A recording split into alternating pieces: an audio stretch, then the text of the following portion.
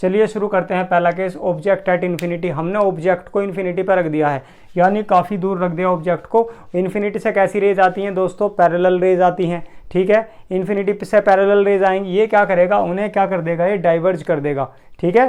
तो देखते हैं क्या होने वाला है इसमें, ठीक है दोस्तों।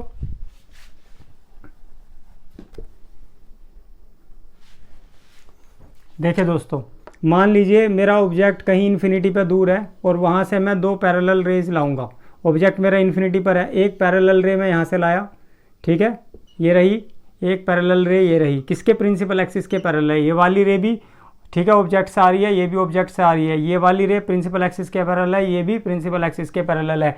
अब देखिए ये डाइवर्जिंग मिरर है, कॉन्वेक्स मिरर, ये क्या करेगा, फोकस पे लाके कन्वर्ज नहीं करेगा क्योंकि डाइवर्जिंग है, ये कॉनकेव वाला काम नहीं करने का, ये कॉन्वेक्स मिरर है। तो हम क्या करेंगे, ये ऐसे इस लाइट रे को, हमने पहला नियम पढ़ा था कि जब कोई लाइट रे, ठीक है, प्रिंसिपल एक्सिस के पैरेलल आती है तो वो फोकस से होकर जाती है in case of concave mirror, और अगर वो कॉन्वेक्स मिरर है तो वो फोकस से जाती हुई महसूस होती है, डाइवर्ज हो जाती है, जैसे कि वो फोकस से डाइवर्ज आ रही हो।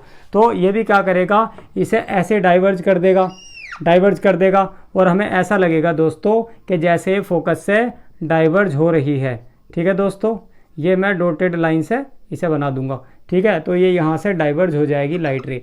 ऐसे ये वाली भी क्या होगी, फोकस से डाइवर्ज होती हुई मुझे महसूस होगी, ठीक है दोस्तों। देखिए ये light ray parallel principal axis के मिरर से रिफ्लेक्ट होने के बाद, यानी टकराने के बाद, ये ऐसे डाइवर्ज हो गई जैसे फोकस से जा रही हो। ये वाली लाइट रे भी कहाँ से आई है दोस्तों, ये भी ऐसे महसूस हो रही है जैसे फोकस से जाके ये पैरेलल आई प्रिंसिपल एक्सिस के, और मिरर से टकराने के बाद ये डाइवर्ज हो गई, ठीक है, जैसे फोकस से जा रही हो, ठीक है दोस्तों। तो अब हम देखते हैं क्या ये जो तो दोनों डाइवर्जिंग रेज हैं, ये नीचे को जा रही है और ये ऊपर को जा रही है, क्या आपको ये लगता है कहीं जाके मिलेंगी? ये तो इन्फिनिटी पे भी जाके नहीं मिलने की। ये मान लेते हैं पैरेलल रेज एटलीस्ट इन्फिनिटी पे जाके मिल जाती हैं, लेकिन ये तो इन्फिनिटी पे भी जाके नहीं मिलने की दोस्तों। तो इसलिए हमें क्या करना पड़ेगा, इस वाली रे को, जो ये जो रिफ्लेक्टेड रे थी और ये वाली जो नीचे वाली रिफ्लेक्टेड रे है, इसे क्या करा हमने, प्रोड्यूस बैक करा, इसे भी पीछे प्रोड्यूस बैक करा। तो इस वाले पॉइंट पर क्या हुआ, हमें इमेज फॉर्म हुई। तो यहाँ पर हमारी इमेज बनेगी अगर हमारा इन्फिनिटी पे ऑब्जेक्ट था, ठीक है दोस्तों। तो चलिए बात करते हैं इमेज के नेचर की, कैरेक्टरिस्टिक्स की, साइज की। तो कैसा नेचर होगा, कैसा साइज होगा, बात करते हैं। तो सबसे पहली बात, इमेज बनेगी एट फोकस। कहाँ बनेगी, फोकस एफ पर बनेगी, ठीक है दोस्तों, फोकस एफ पर बनेगी इमेज। दूसरी चीज़ साइज की, अगर मैं बात करूँ इमेज के साइज की, वो होगी pointed in size. Pointed in size आप खुद ही देख लीजिए कितनी छोटी इमेज है, यानी ये हाईली डिमिनिस्ड है, हाईली डिमिनिस्ड, ठीक है दोस्तों, ये हाईली डिमिनिस्ड होगी। तीसरा पॉइंट मैं थोड़ा नीचे को लिख लेता हूँ, ठीक है। अब तीसरा पॉइंट क्या है बताइए, क्या ये जो रिफ्लेक्टेड रेज हैं एक्चुअल में मीट कर रही हैं? नहीं, ये तो जी हमें पीछे प्रोड्यूस करनी पड़ रही हैं। तो इसका मतलब ये वर्चुअल इमेज होगी, और वर्चुअल इमेज होगी और साथ में ये सीधी भी होगी। वर्चुअल के साथ एक चीज़ आपको फ्री मिलेगी दोस्तों, वो है इरेक्ट, ठीक है। वर्चुअल इमेज कैसी होगी, इरेक्ट होगी, या इसी को अपराइट बोलते हैं, अपराइट, सीधी होगी। यानी ऑब्जेक्ट अगर ऐसे सीधा होगा तो उसकी इमेज भी सीधी होगी, बस वो पॉइंटेड साइज की बन रही है यहाँ पे, ठीक है। तो बात करें अगर नेचर की, नेचर क्या होगी, अब वर्चुअल और अपराइट इमेज बनेगी, ठीक है। साइज की बात करें, हाईली डिमिनिस्ड बनेगी, यानी पॉइंटेड इन साइज होगी। और कहाँ पर बनेगी जनाब, फोकस एफ पर बनेगी, हाईली डिमिनिस्ड होगी यानी पॉइंटेड साइज की होगी, वर्चुअल बनेगी और इरेक्ट बनेगी, ठीक है। वर्चुअल के साथ इरेक्ट तो बनती ही बनती है, ठीक है दोस्तों। मूव करते हैं अपने सेकंड केस की तरफ। दोस्तों अब हमने ऑब्जेक्ट का सेकंड केस लिया है। ऑब्जेक्ट हमारा प्रिंसिपल एक्सिस पर रखा जाएगा, इन्फिनिटी पे नहीं होगा, बस किसी भी फाइनाइट डिस्टेंस पर रख देंगे object at any position. Object को हम किसी भी पोजीशन पर रख देंगे, लेकिन इन्फिनिटी पे नहीं रखेंगे एक्सेप्ट इन्फिनिटी। तो ये हमारा कॉन्वेक्स मिरर है जो कि डाइवर्जिंग नेचर का होता है।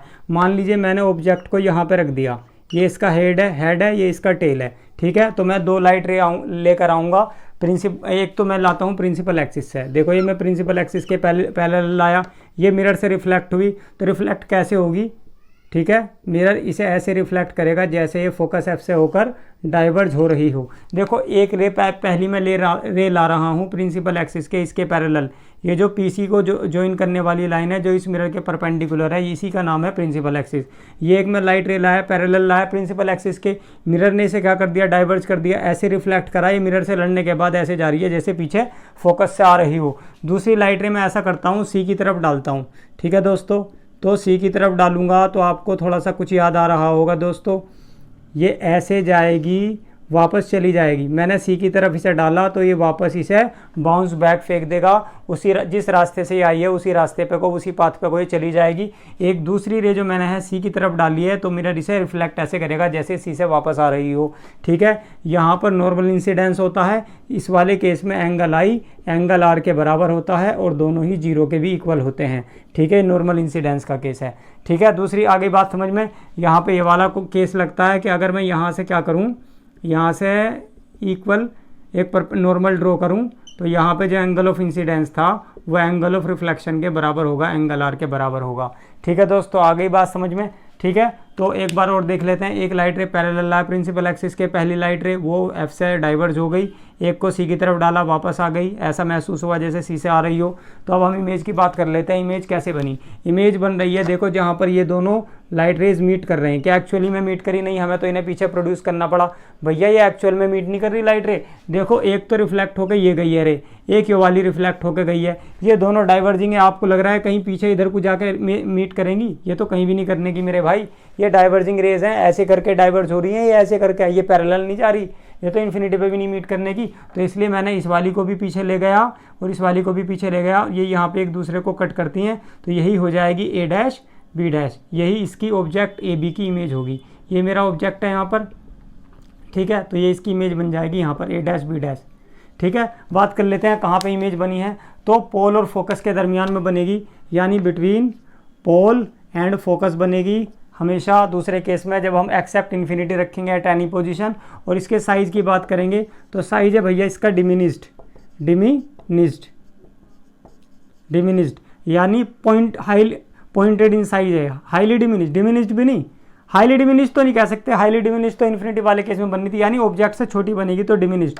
तो मैं कह सकता हूँ इसे पॉइंटेड इन साइज, ये साइज में कैसी होगी? पॉइंटेड। ठीक है दोस्तों, तीसरा केस, इसके नेचर की बात कर लेते हैं। पोजीशन की बात हो गई, कहाँ पे बनेगी? बिटवीन पी एंड एफ बनेगी। साइज कैसा हो गया? डिमिनिश्ड हो गया जी, इसका ऑब्जेक्ट से छोटी होगी। मान लीजिए अगर ऑब्जेक्ट इतना बड़ा होगा तो ये इमेज ऐसी हो सकती है, अगर ऑब्जेक्ट ऐसा होगा तो इमेज ऐसी हो सकती है। लेकिन ये वर्चुअल बन रही है क्योंकि एक्चुअल तो लाइट रेज मीट नहीं कर रही ना, हमने पीछे प्रोड्यूस करा इन्हें, हमने मिलाया इन्हें। तो वर्चुअल इमेज कैसी होती है? इरेक्ट होती है, यानी अपराइट होती है। ठीक है दोस्तों, अपराइट। तो ये वर्चुअल एंड इरेक्ट इमेज बनेगी, ये इसका नेचर है। ये इसका साइज हो गया हाईली डिमिनिश्ड, केवल डिमिनिश्ड, हाईली डिमिनिश्ड नहीं, डिमिनिश्ड। हाईली डिमिनिश्ड तो इन्फिनिटी वाले केस में बननी थी, कॉन्वेक्स। और पी और एफ के बीच में बनेगी, पोल और फोकस के दरमियान में बनेगी। ठीक है दोस्तों, तो ये था हमारा डाइवर्जिंग मिरर, इसके हमने दोनों केस डिस्कस कर लिए। Bye friends.